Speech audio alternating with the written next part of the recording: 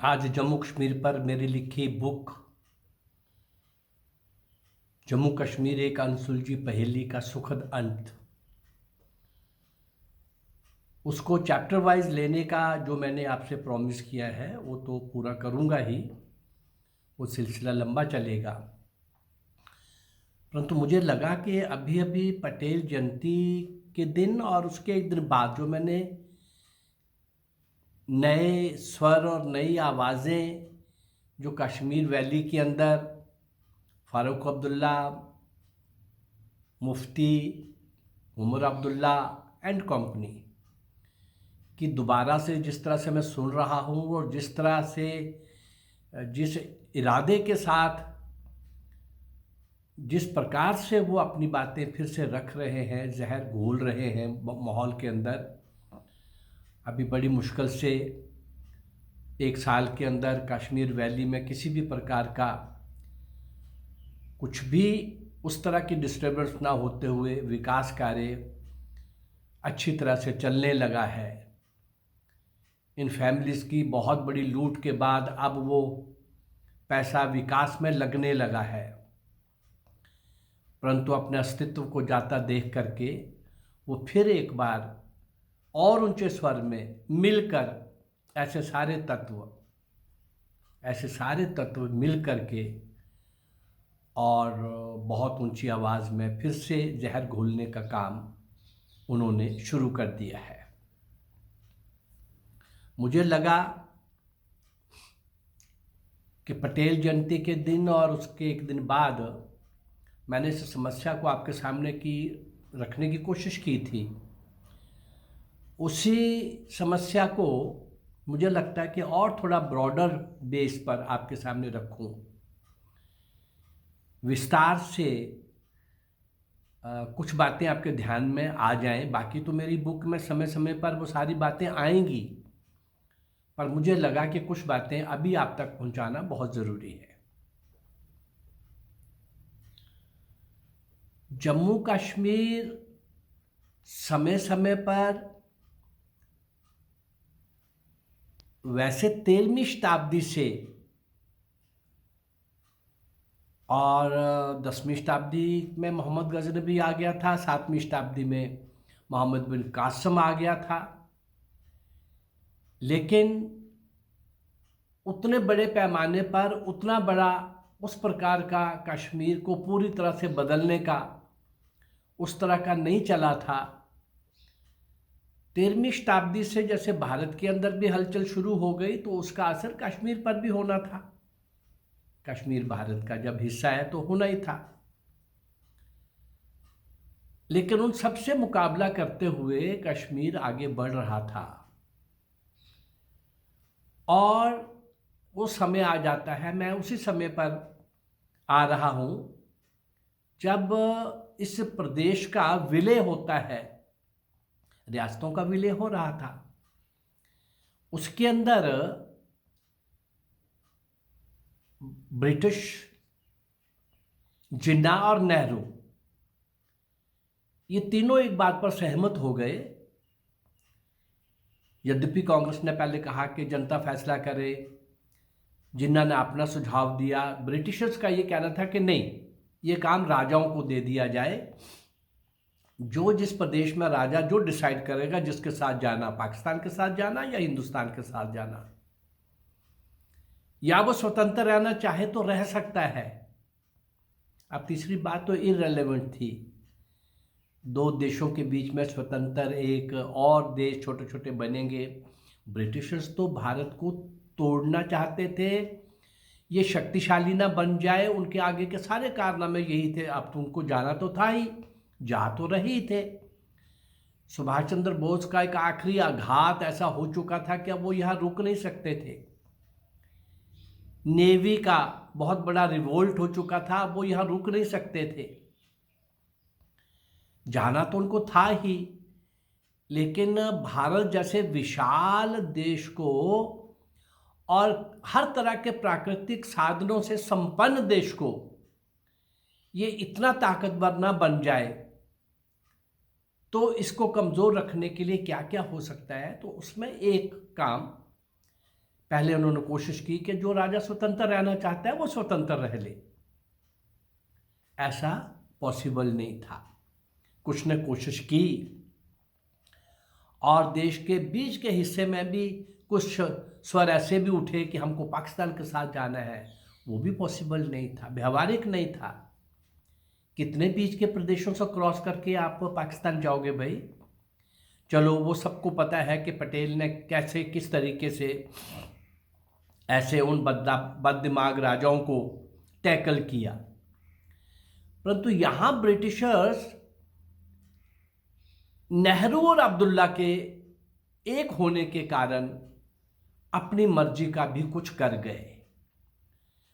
उससे शेख अब्दुल्ला का भी इंटरेस्ट सेव होता था और पंडित नेहरू का बाकी तो पता नहीं क्या था भाई अब्दुल्ला के साथ, लेकिन महाराजा हरि सिंह के साथ उसकी जो खुन्नस थी, जो उसके साथ एक तरह की दुश्मनी पाल के बैठा हुआ था,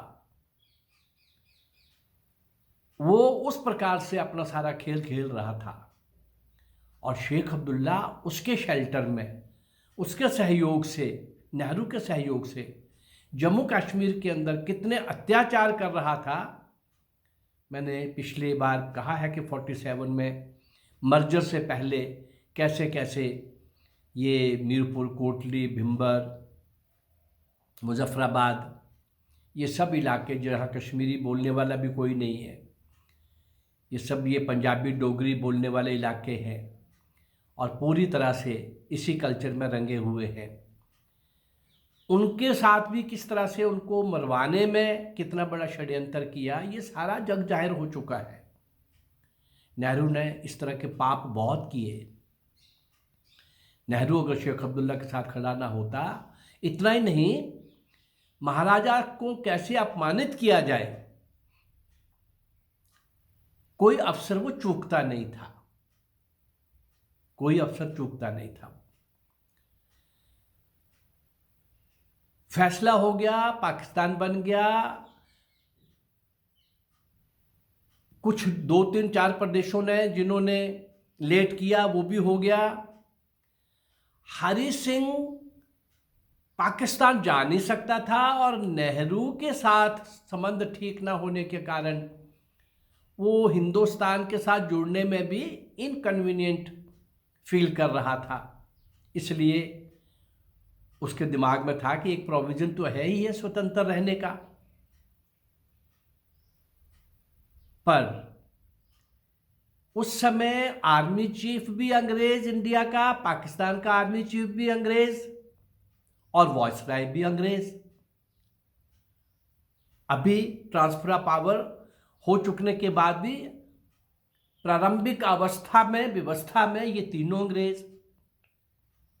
इसलिए ब्रिटिशर्स को सब कुछ पाकिस्तान को कह करके, पाकिस्तान से हमला करवा के, वो सारा कुछ इस तरह से रखना चाहते थे। यानी उनका अल्टीमेटली कश्मीर तो उनके दिमाग में था ही था, ब्रिटिशर्स के दिमाग में गिलगित बाल्टिस्तान ज्यादा था।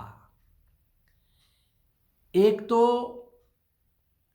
कश्मीर से पाकिस्तान में अगर होता है तो भारत वहीं रुक जाता है। भारत जमीन के रास्ते से दुनिया के साथ कांटेक्ट नहीं कर पाएगा। कश्मीर, मुजफ्फराबाद, उधर से होते हुए लाहौर, काबुल आगे जाना,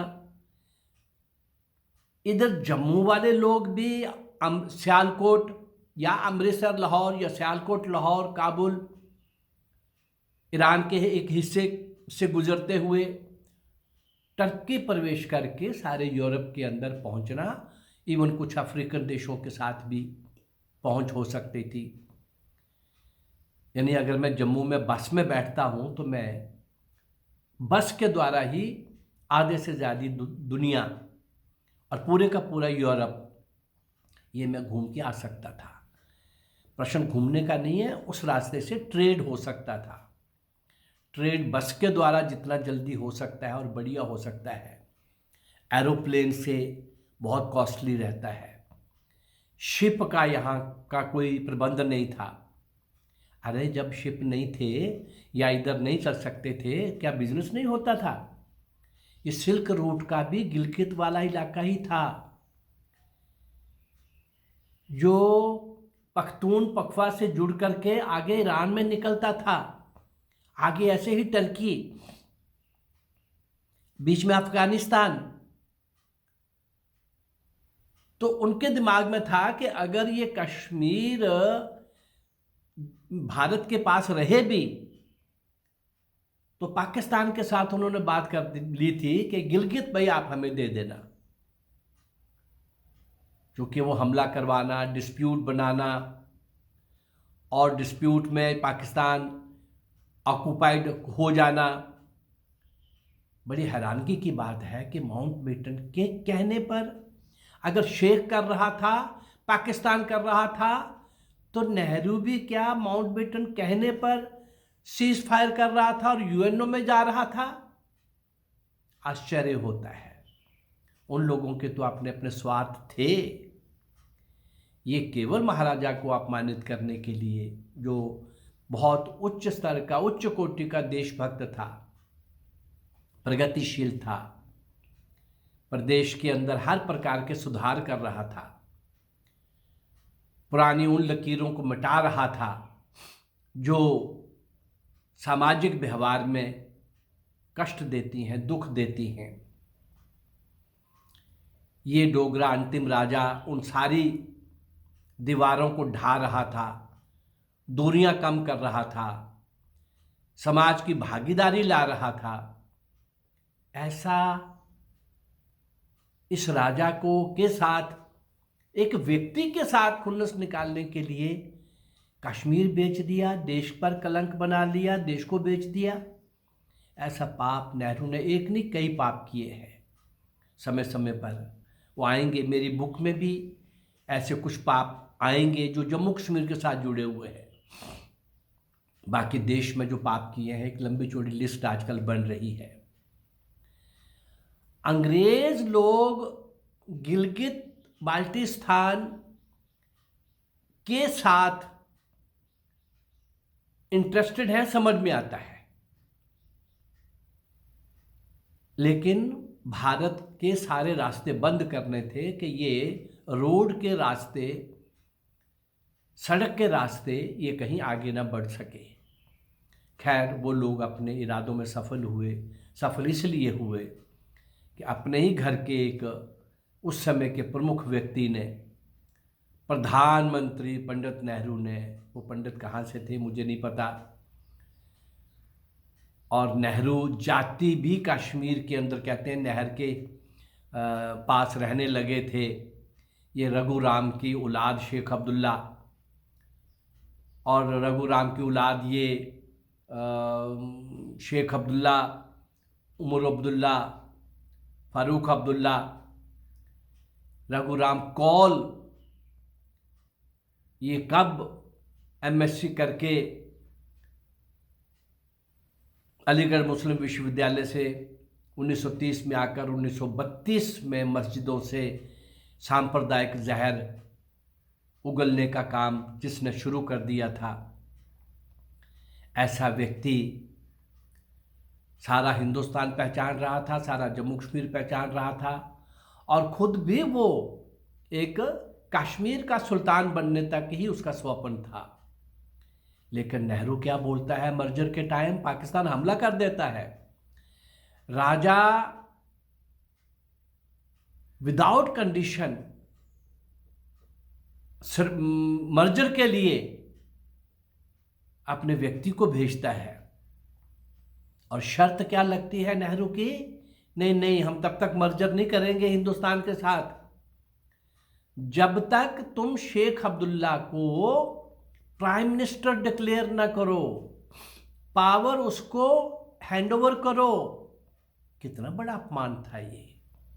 एक राजा को, और कहीं ऐसा नहीं कहा गया। पूरे देश में, जम्मू कश्मीर में ये सब अलग क्यों हो रहा था भाई? नेहरू के कारण। नेहरू ऐसा पाप क्यों कर रहा था, ये देश पूछेगा नहीं? पूछेगा, पूछना पड़ेगा और उनको जवाब देना पड़ेगा। जो नैरेटिव उस समय बने और जो बातें अब सामने आ रही हैं वो उस पूरे खानदान को कलंकित करने वाली हैं। मोतीलाल नेहरू के इतिहास से लेकर और आगे के इतिहास तक, नेहरू के इतिहास तक और उसके आगे भी, मुझे आज उन बातों से कुछ लेना नहीं है। मुझे किसी के निजी जीवन की तरफ झांकने का कोई शौक नहीं है। लेकिन देश के साथ जो कुछ हो रहा था, महाराजा ने कहा कि भाई ये कैसे हो सकता है जब बाकी पूरे देश के अंदर राजाओं ने फैसला किया है, कोई कंडीशन नहीं लगाई आपने, और मेरे मर्जर के लिए आप ये ऐसा बोल रहे हो। लेकिन आखिरकार चूंकि जम्मू कश्मीर के लोगों के ऊपर पाकिस्तान बहुत बड़ा हमला कर चुका था, कहने को वो कबायली हमला था लेकिन वो सारा पाकिस्तान आर्मी का ही खेल था, माउंटबेटन का ही खेल था। उस खेल का शिकार ये नेहरू था। शेख अब्दुल्ला भी शिकार नहीं था, शेख अब्दुल्ला तो उस कॉन्स्पिरेसी का हिस्सा था। बड़ा दुखद समाचार है कि आखिर इतनी सारी अपमानजनक शब्दों के साथ फिर भी जम्मू कश्मीर के लोगों को बचाना था, पाकिस्तान से बचाना था। यहीं नहीं नेहरू रुका। शेख अब्दुल्ला को जब तक आप डिक्लेयर नहीं करोगे तब तक हम यहाँ मर्जर पर साइन नहीं करेंगे, यहाँ तक नहीं रुका। और उसने और भी चाहा कि आप कुछ देर के लिए जम्मू कश्मीर छोड़ दीजिए वरना आपके दोनों के क्लैश होंगे। एक के बाद एक अपमान। उस सारी स्थिति में राजा खुद भी शेख अब्दुल्ला के अब नेतृत्व में तो काम नहीं कर सकता था, वो खुद मुंबई चले गए और महाराजा हरि सिंह का, देशभक्त का, कर्मठ, प्रगतिशील, पढ़े लिखे उस व्यक्ति का जिसने प्रदेश के लिए बहुत बड़ा योगदान दिया, उसका नालायक बेटा डॉक्टर करण सिंह के नाम से, कांग्रेस से वो हिसाब तो क्या लेना था उसने, शेख अब्दुल्ला से अपमान का बदला तो उसने क्या लेना था। वो एक गवर्नर बन के रह गया और कांग्रेसी बन के रह गया। और इस तरह से ये जो आज बातें हो रही हैं, इतना ही यहाँ अपमान ही ख़त्म नहीं हुआ, शेख अब्दुल्ला ने फिर खेल खेलने शुरू किए। 370 35 से 54 में आप 370 लागू एक्ट बनाते हो, वो भी सब नॉनसेंस, और लागू उसको 44 से करते हो। 35A जो पार्लियामेंट में आता नहीं, बैक एंट्री से, और उसको आप जोड़ देते हो। ये सब कुछ नेहरू के होते हुए बाद में भी चलता रहा। आखिर में जब लगा कि शेख अब्दुल्ला की सिटिंग एक नहीं कई पाकिस्तानी लीडर्स के साथ हो चुकी हैं, ये कभी भी भारत को अंगूठा दिखा सकता है, उस सारे के अंदर जब सब लोगों को लगा, सब तरह के IB-CID रिपोर्ट्स पहुंची, तो उसको अरेस्ट किया। प्रजा परिषद का आंदोलन बहुत बड़ा हो चुका था इसके विरोध में, शेख अब्दुल्ला के विरोध में।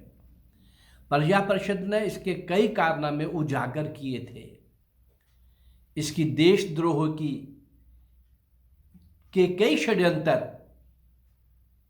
देश के सामने रखे थे। अब बात केवल नेहरू के सामने रखने की नहीं थी, जब सारे देश के सामने प्रजा परिषद ने भी शेख और नेहरू के ये कारनामे और नेहरू का अनसुना कर देने के कारनामे, पूरे देश के अंदर आंदोलन, जम्मू कश्मीर के हर खेत खलिहान, चौक बाजार, गली कूचे में और पूरे देश से प्रजा परिषद के आंदोलन को सफल करने के लिए देशभक्त लोग आने लगे। लखनपुर में जो परमट का शेख अब्दुल्ला ने बना दिया हुआ था कि परमट लेकर के जम्मू कश्मीर में आएंगे, और वो चल रहा था। नेहरू ने मान लिया था। ये कैसा मर्जर था भाई? राजा हरि सिंह को आप अपमानित कर रहे हो, समझ में आ गया, लेकिन ये वो कहता है कि यहां परमिट लेकर के आप आओगे भारत के लोग। कौन सा मर्जर, कैसा मर्जर? लेकिन इस सब के खिलाफ प्रजा परिषद का वो आंदोलन, और बड़ा आंदोलन, लंबे समय तक का चला आंदोलन, उसी बीच में एक बहुत बड़े देशभक्त नेहरू की कैबिनेट के ही एक मंत्री ने रिजाइन करके डॉक्टर श्यामा प्रसाद मुखर्जी ने प्रजा परिषद के इस आंदोलन के लिए अपने आप को समर्पित किया, और लखनपुर आकर के उसको अरेस्ट कर लिया गया, क्योंकि वो परमिट के साथ नहीं एंट्री कर रहे थे, वो नियम को तोड़ रहे थे। मैं इस नियम को नहीं मानता। कश्मीर, जम्मू कश्मीर भारत का हिस्सा है, तो फिर परमिट का मतलब क्या? उसको अरेस्ट करने के बाद डॉक्टर श्यामा प्रसाद मुखर्जी को श्रीनगर लेके जाना, उसको जम्मू भी रखा जा सकता था, श्रीनगर लेके जाना, और वहाँ का वातावरण, वहाँ का माहौल, वहाँ के एकांकी सभी संपर्क से उनको अलग कर देना, और क्या क्या किया होगा वो भी कुछ बातें आ रही हैं। और आखिर एक दिन ये सब दुखद समाचार आना कि वो संसार में नहीं रहे। जम्मू कश्मीर को भारत के साथ बनाए रखने के लिए तभी से ये कुर्बानियाँ और ये शहादत और ये इतने बड़े आंदोलन और शेख अब्दुल्ला के इतने बड़े बड़े अत्याचार। छात्र आंदोलन होता है, कॉलेज के छात्रों को मारा जाता है, पीटा जाता है, महिलाएं उस आंदोलन के अंदर बहुत ज्यादा पीड़ित होती हैं, उन पर अत्याचार ढाए जाते हैं। वो दिल्ली मोर्चा लेके जाती हैं, पर नेहरू कुछ मानने के लिए तैयार नहीं। ये सारी बातें तो मेरी बुक में आएंगी, ये सारी बातें तो मैं पूरी तरह से आपके सामने रखूंगा, लेकिन मैं ये बताना चाह रहा हूँ कि वो स्वर जो अब फिर से बहुत ऊंची आवाज़ में, मुझे आशा है कि आज देश के अंदर राष्ट्रवादी सरकार है, आज देश के अंदर सब प्रकार से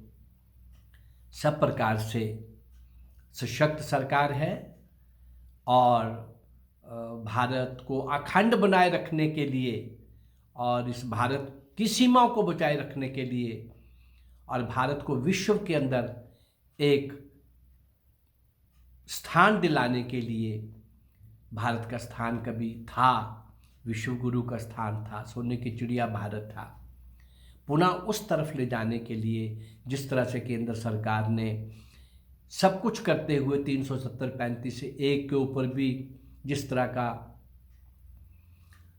वार किया है, समाप्त किया है, ऐसे ही इन गद्दारों को जो अभी पूरी तरह से गए नहीं, और मेरी और प्रार्थना है एक यही गद्दार नहीं, देश के अंदर और भी गद्दार हैं।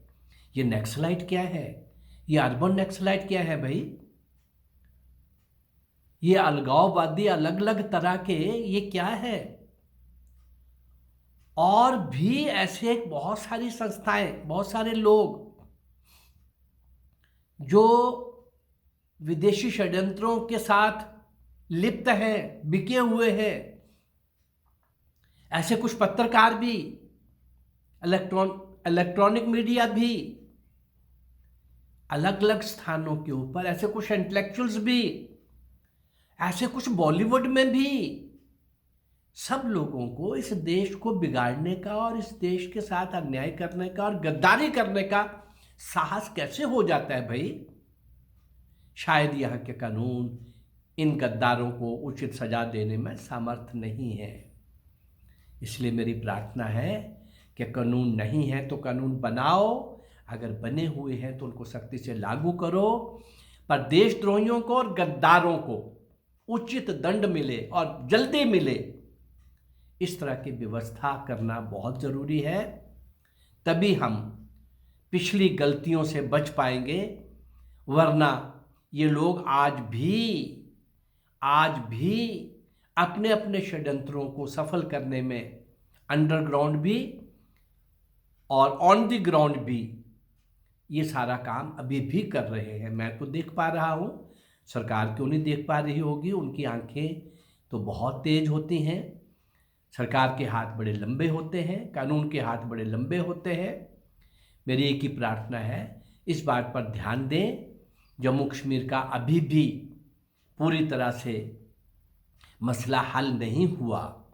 ये प्रॉब्लम अभी भी दोबारा से उठाने की जो कोशिश की जा रही है, इन अस्तित्वहीन नेताओं को, जड़ रहित नेताओं को, इनके पीछे अब कुछ भी नहीं है, पर हम इनको मौका देंगे। साल सवा साल इनको नहीं मौका मिला तो कुछ भी नहीं हुआ। अब फिर से ये बाहर आकर के वो जैसे होता है ना, खून, कुत्ते को हड्डी का खून का स्वाद लग जाता है हड्डी चबाते चबाते, ऐसे ही इन लोगों को इस तरह के स्वाद लग चुके हैं केंद्र की दुर्बल सरकारों के कारण, कल्पनाहीन सरकारों के कारण। और आज तो आप लोग कल्पना भी रखते हैं, विजनरी भी हैं, मिशनरी भी हैं। मैं चाहूँगा कि मोदी, अमित शाह और योगी के रहते इस तरह के गद्दारों को सजा देने का उचित कानून प्रावधान शीघ्र अतिशीघ्र ला करके देश को इन गद्दारों से मुक्त किया जाए। जय भारत।